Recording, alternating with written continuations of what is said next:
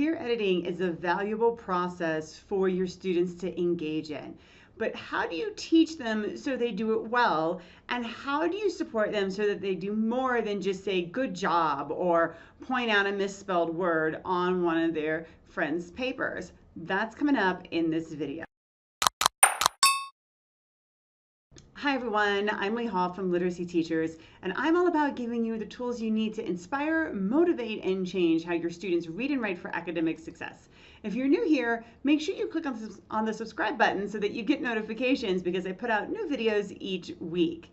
So today we're going to be talking about peer editing, and specifically, what are some things that you can do to help your students with the peer editing process and to learn how to do it. And I think first, it's important to point out that no matter what age you're working with, you could be working with someone that's 12, you could be working with someone that's 17, and anything in between all of that, right? You can't assume that they know how to engage in peer editing.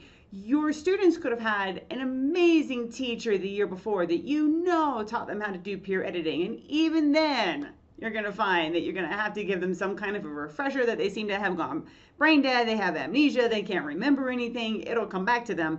But I think my point here is you can't just tell them they're going to do peer editing and then send them off into the night, because it's not going to go well, and I'm sure you already know that. So students need really clear guidance, and peer editing is something that you can spend a tremendous amount of time on, but it is worth the payoff. Now, the way that I think about this is, first of all, don't expect them to all be experts at once. And obviously, if you're working with 10-year-olds or you're working with 13-year-olds, you're probably not expecting them to be an expert. But if you're working with high school students, you might expect them to be a little more adept at it because of their age. You might be assuming that they might have some experience, and they might, but I think it's fair to just say, let's assume that we're kind of starting at square one here and build from there. So in thinking about that, when a student takes on a piece of writing, is looking at something that a peer wrote, it can be really overwhelming, and you can be really unsure about where do I start? If I have one page, or if I have 5 pages that I have to look at, what should I be paying attention to? So it's very helpful to give them very clear, very explicit directions, especially in the beginning as they're developing these understandings. And as they get more practice, they'll become more fluent and able to do this with less direction from you. So I start with teaching them small skills that I know most of them know, that most of them, if not all of them, are going to be capable of reading a paper and checking for it. So I might ask them to look for very basic things, like just checking for punctuation. So when I say something like checking for punctuation, I'm not asking them to check to see if ideas are making sense. I'm not asking them to check to see if a sentence is a run-on sentence or if it is, even a complete sentence. I'm just saying, like, if this is a declarative statement, did they put a period at the end, right? It could be an incomplete sentence. It could be a run-on sentence, but is it a sentence that should have a question mark at the end? Is it a sentence that should have a period at the end? And did they do that, right? So let's just check for punctuation. And they can do that. They can check for misspelled words, right? They can check for basic things like that first. And once they get comfortable with that, or if they're already comfortable with that, then I start to expand into other areas where we're talking about what's the main idea? Is it organized well? Is checking sentences to see, are these complete sentences? Are these run-on sentences?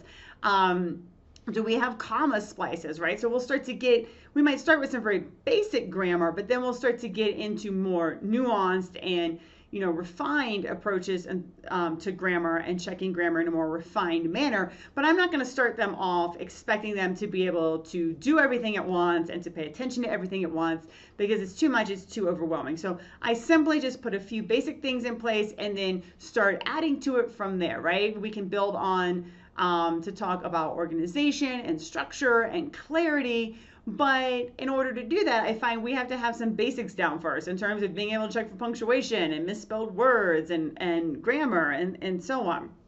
So I would say you want to scaffold heavily. You want to make sure that they know how to, check for all of these things, and you want to build up these skills slowly over time. Even if your students are great writers and they know all of this and they can communicate it in their writing. That doesn't mean they know how to check for it in somebody else's writing. So you're going to have to teach them how to check for these things in other people's writing as well. I always taught my students the proofreader's marks for editing, and I find it to be extremely beneficial, extremely helpful. I told my students it gives us a common language for how we communicate to one another about our writing, right? We know what it, we know how to show that a period or a question mark or whatever needs to be inserted, or that something needs, or an apostrophe needs to be inserted, or something needs to be taken out, right? How to cross things out, how to suggest we move things around. So I find that helps, because then you don't have 20 or 30 students all communicating, hey, you need to put a period here in 20 or 30 different ways, right? We're all using the same language. So I think it's something worth considering. I think the proofreader's marks for editing are highly valuable because they do give us this common language. Another thing, and you can do this right out of the gate, is have students find something about the piece that they really like. Okay, it could be anything. It could be you have a great title. It could be I'm really interested and excited about the topic that you wrote. It could be I really like the story. I really like a character. It could be anything. And then have them identify at least one question that came up for them when they were reading. Now, the question at first could literally be about anything. It could be about, I'm not sure that a period's supposed to go here. I'm not sure a comma is supposed to go here. I'm not sure that this word is spelled correctly. But it could also be something more, detailed or nuanced, where they are talking about where their comprehension broke down when reading a piece. It could be a question they have about more information that they want from the writer, okay? So it could be anything. And at first, I would literally let the question be about anything. Like I might give them some examples like I just gave you, but I would start initially by encouraging any question that you have about the writing is fair game. And then from there, once we get comfortable with asking questions about each other's writing, then we can start to talk about what kinds of questions are going to be most beneficial for this paper, for this author. So that's how I would approach this. I would approach this heavily scaffolding it, laying out expectations, helping students, even providing them with lists or charts to guide their thinking and things to check, not expecting everything at once, and knowing that they are going to grow into it over time. So thanks for watching, and don't forget to subscribe so that you can catch all of my videos. New teaching tips come out every Friday. And while you're at it, head on down to the comments and let's talk. What questions do you have about peer editing? What techniques do you use that you have found really helpful? What can we do to support you as you move forward with your journey?